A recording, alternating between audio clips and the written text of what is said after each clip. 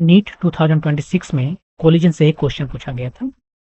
Question ये है कि एक सिंपल पेंडुलम है जिसका बॉब यहाँ बी, एक स्ट्रिंग जिसका मास नहीं है उससे हैंग कर रहा है, और उसके बाद में क्वेश्चन में ये बताया गया कि एक कोई पार्टिकल ए है जिसका मास स्मॉल एम है, वो 10 मीटर पर सेकंड की स्पीड से आया और उस स्पीड से आने के बाद में इसको हिट किया, और ये हिट जो है, कोलिजन जो है वो इलास्टिक है, पूरी तरह से इलास्टिक कोलिजन है। और इस कोलिजन के बाद में ये पूछ रहा है कि ये बॉब बी जो है तो कुछ हाइट पर चला जाएगा, न कुछ इसमें ना हाइट आएगा। ये बी का पोजीशन हो गया बी प्राइम। ये हाइट कितना है गेन किया उसने, ये जो हाइट गेन किया वो हाइट कितना गेन किया वही पूछा जा रहा है, एच का वैल्यू कितना होगा। क्वेश्चन में ये दे दिया है कि जो लेंथ है वो 10 मीटर है, ये जो स्ट्रिंग है उसका लेंथ 10 मीटर है। तो देखिए यहाँ पर जो है क्वेश्चन में ये भी बताया गया कि ए और बी जो दोनों का मास है वो सेम है, ए है और बी जो है, बी का भी मास सेम है। देखिए ए मास से ट्रेवल कर रहा है और बी का भी मास सेम है, तो दोनों आइडेंटिकल है। और कोलिजन जो है वो इलास्टिक है। तो हमें पता है कि यदि इलास्टिक कोलिजन होता है, एक एम मास का कोई ऑब्जेक्ट जा रहा है, एम मास का दूसरा ऑब्जेक्ट है, ये रुका हुआ है और ये किसी स्पीड यू से जा रहा है, तो ये दोनों में कोलिजन होगा। और कोलिजन के बाद में ये दोनों अपना स्पीड क्या करता है, ये दोनों अपना स्पीड जो है सो एक्सचेंज कर लेता है। ये यू से जा रहा था, अब ये रुक जाएगा क्योंकि ये रुका हुआ था, तो अब भी जो है सो इसका 0 हो गया और इसका भी जो है सो यू हो गया, अपना स्पीड जो है सो एक्सचेंज कर लेता है। ये तब पॉसिबल है जब दो कंडीशन सेटिस्फाई हो, पहला इलास्टिक हो जो इस केस में है, और दूसरा दोनों का मास सेम हो। ये दोनों चीजें होना चाहिए, इस केस में दोनों ही कंडीशन सेटिस्फाई हुआ। तो हम यहाँ कह सकते हैं कि इसके कोलिजन के बाद में ये बी का मास जो है सो वेलोसिटी जो है सो 10 मीटर पर सेकंड हो गया, ये रुक गया वहीं से नीचे गिर गया। ठीक है, तो इसका वेलोसिटी हमें पता है, यहाँ पे बी का वेलोसिटी हमें पता हो गया है, वो है 10 मीटर पर सेकेंड। कितना हाइट तक जाएगा, यदि हम कंजर्वेशन लॉ ऑफ एनर्जी लगाएं तो यहाँ से हाइट हमें पता चल जाएगा ये फॉर्मूला से, v square is equal to 2gh। यहाँ पर लगा के देख लीजिए, जो हाइट यहाँ, जो एनर्जी यहाँ पर है वही एनर्जी यहाँ पर है, एनर्जी जो बी पर है वही एनर्जी बी प्राइम पर है। यहाँ पर कौन सा एनर्जी है, पोटेंशियल एनर्जी 0 लेते हैं क्योंकि ये हमारा रेफरेंस लाइन का है, हम कहीं भी रेफरेंस लाइन ले सकते थे अपना कन्वीनियंस के लिए, यहाँ पर लिए। और kinetic energy half M B square है, बी प्राइम पॉइंट पर आते हैं तो पोटेंशियल एनर्जी mgh है, और यहाँ पर ये आकर रुक गया ना, ये मैक्सिमम इसका हाइट है, तो यहाँ से आपका भी जो है वो आ गया 2gh। ठीक, कंजर्वेशन लॉ ऑफ एनर्जी से हमें मिलता है यहाँ पर। तो यहाँ से आप हाइट तुरंत बता सकते हो कि हाइट कितना हो जाएगा, ये हो जाएगा v स्क्वायर बाय 2g। ये भी जो है सो भी भी है कोलिजन के बाद p का वेलोसिटी, और भी कितना है 10 है, तो 10 का स्क्वायर बाय 2g, जी का वैल्यू 10 लेने बोला, ये 100 बाय 20 सो 5 मीटर, 5 मीटर तक ऊपर जाएगा। यहाँ पर L का वैल्यू जो दिया है वो इरेलेवेंट है, ये आपका आंसर होगा। क्वेश्चन में कुछ क्वांटिटी जो है इरेलेवेंट होते हैं, वो कंफ्यूज करने के लिए केवल दिया जाता है। ओके, ये क्वेश्चन तो बन गया। अब हम इसी को थोड़ा सा एडिशनल क्वेश्चन बनाते हैं इसी का। ये क्वेश्चन तो पूछा गया था, एडिशनल क्वेश्चन जो है तो पहला एडिशनल क्वेश्चन ये है कि ये देखिए आपका बॉब है, ये इधर आ रहा है, एम मास का है, ये भी एम मास का है, ये किसी स्पीड से आ रहा है, 10 मीटर पर सेकंड बोला था, वही हम यहाँ पर भी ले लेते हैं। अब हम बोलते हैं कि ये कोलिजन जो है सो इन इलास्टिक है, कंप्लीटली इन इलास्टिक है, जहां पर हम कोफिशिएंट ऑफ रेस्टिट्यूशन 0 रख देते हैं।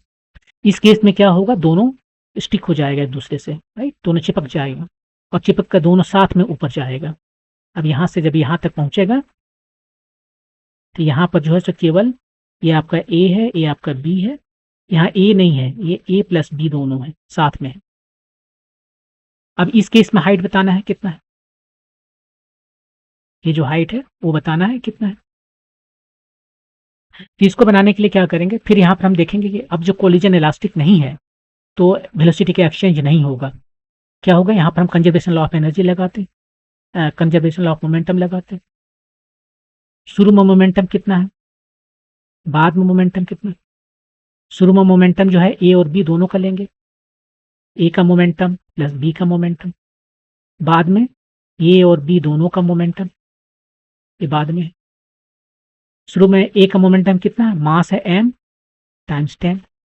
बी का मोमेंटम, ये तो रुका हुआ था, 0। अब दोनों सेम स्पीड से चल रहा है, दोनों से चिपक गया तो साथ में दोनों सेम स्पीड से चल रहा है। तो इसका मास कितना है, m, स्पीड है मान लेते हैं v, इसका मास है m, स्पीड है v। तो इस तरह से यहाँ से आप देख सकते हो ये 2m भी हुआ, और यहाँ से आप बता सकते हो कि v जो है सो आधा हो गया, m खत्म हो गया, v जो है सो 10 का हाफ हो गया, 5 मीटर पर सेकेंड। और यहाँ से यदि आपको पता चल गया कि 5 मीटर पर सेकेंड है, तो ये हाइट कितना अटेंड करेगा, पिछले क्वेश्चन में जैसे बनाए थे v²/2g, h = v²/2g। ये आप याद रखिए, v² = 2gh, ये कंजर्वेशन लॉ ऑफ एनर्जी से आता है। यहाँ से आप बता सकते हो v का वैल्यू 5 है बाय 20, तो हो गया ये 25/20, कितना हो गया, जो भी हो गया ये 1.25, इतना मीटर अटेंड करेगा। तो यदि कोलिजन इनइलास्टिक हुआ तो इतना मीटर ही जाएगा, एनर्जी इसका लॉस हो गया। ऑफ कोर्स इनइलास्टिक कोलिजन में एनर्जी लॉस होता है। तो ये आपका आंसर हो गया इस केस में, ठीक है। तीसरा, इसी कोई एडिशनल क्वेश्चन ऐसा हो सकता है कि इसका एडिशनल क्वेश्चन जो है, दूसरा एडिशनल क्वेश्चन बता रहे हैं,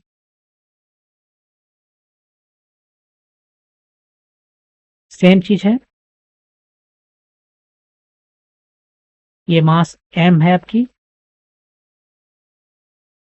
इसका मास चेंज कर देते हैं, कुछ दूसरा ले लेते हैं, मान लेते हैं 2m ले लेते हैं, और इसका मास m है, ये a है ये b, ठीक है।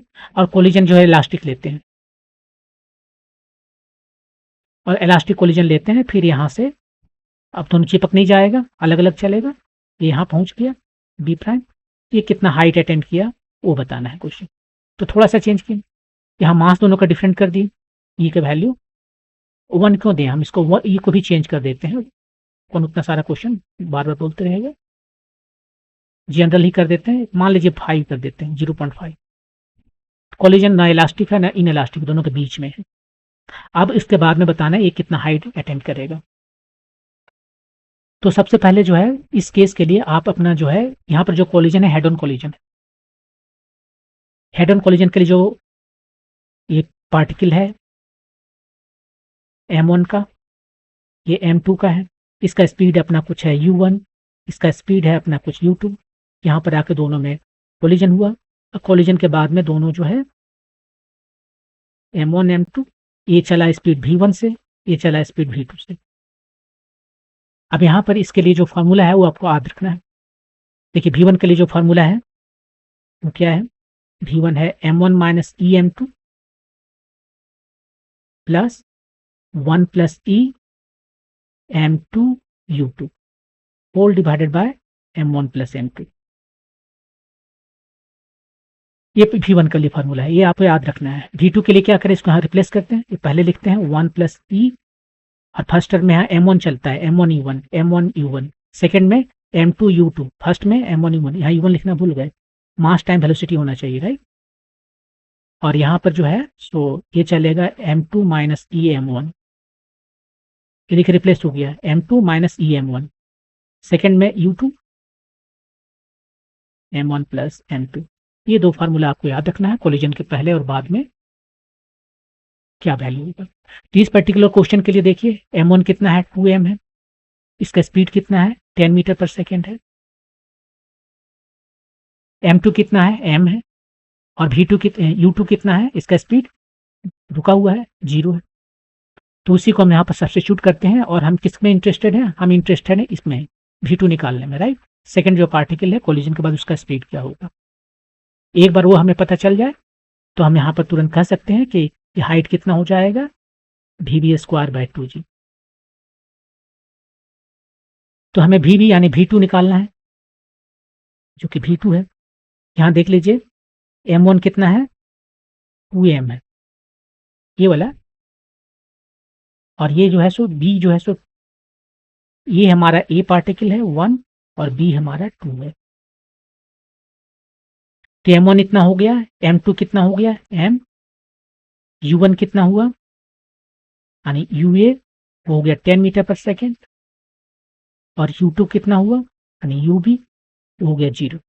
उसको सब्स्टिट्यूट करते हैं इसमें v2 में, तो v2 में निकल जाता है 1 प्लस ई का वैल्यू बोला 0.5, तो 1.5।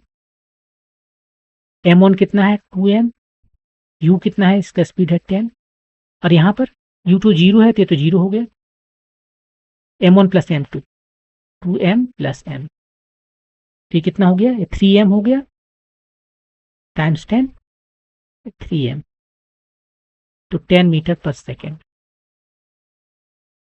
तो इस तरह से हमें मिला कि वीबी का स्पीड कितना है, 10 मीटर पर सेकेंड है। और तब यहाँ से हाइट हम निकाल सकते हैं, ये 10 है, 10 का स्क्वायर बाय 2g, जी के वैल्यू 10 लेना है, ये 100 हो गया, 20 हो गया, सो 5 मीटर। तो इस तरह से आप इस क्वेश्चन को बना सकते हो। तो ये जनरल मेथड है, यहाँ पर आप ऐसे बना सकते, यही फार्मूला आप यहाँ पर भी लगा सकते थे फर्स्ट क्वेश्चन में, जहाँ पर हमने सिंपली कह दिया था कि चूंकि दोनों का मास सेम है और कोलिजन इलास्टिक है, तो ये दोनों अपना वेलोसिटी एक्सचेंज कर ले रहा है। आप यहाँ पर देख सकते हो कि वो वेलोसिटी कैसे एक्सचेंज करता है इस फार्मूला में।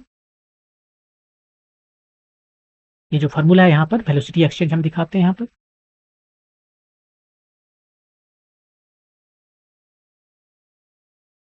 ई का वैल्यू 1 लेना है, m1 और m2 दोनों का वैल्यू सेम लेना है।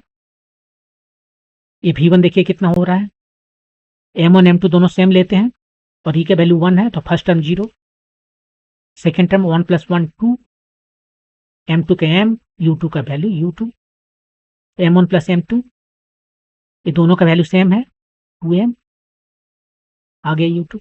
v1 कितना, कोलिजन के बाद में फर्स्ट पार्टिकल का वेलोसिटी जो सेकेंड पार्टिकल का बिफोर कोलिजन था वो आ गया। अब v2 यहाँ से देख सकते हो 1 + e 2 m u1, और यहाँ पर m2 - e m1, e का वैल्यू 1 है, m2 और m1 सेम है तो 0 हो गया 2m।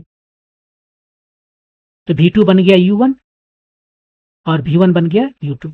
तो वेलोसिटी यहाँ पर एक्सचेंज कर लिया, मोमेंटम एक्सचेंज नहीं करता, वेलोसिटी एक्सचेंज कर लेता है यदि दोनों सेम है तो। ये जनरल फार्मूला आपको याद रखना चाहिए और जब जरूरत हो इसे यूज कर लेते हैं। तो ये था क्वेश्चन कोलिजन का। नेक्स्ट वीडियो में कोई दूसरा टॉपिक्स को डिस्कस करेंगे। Thank you.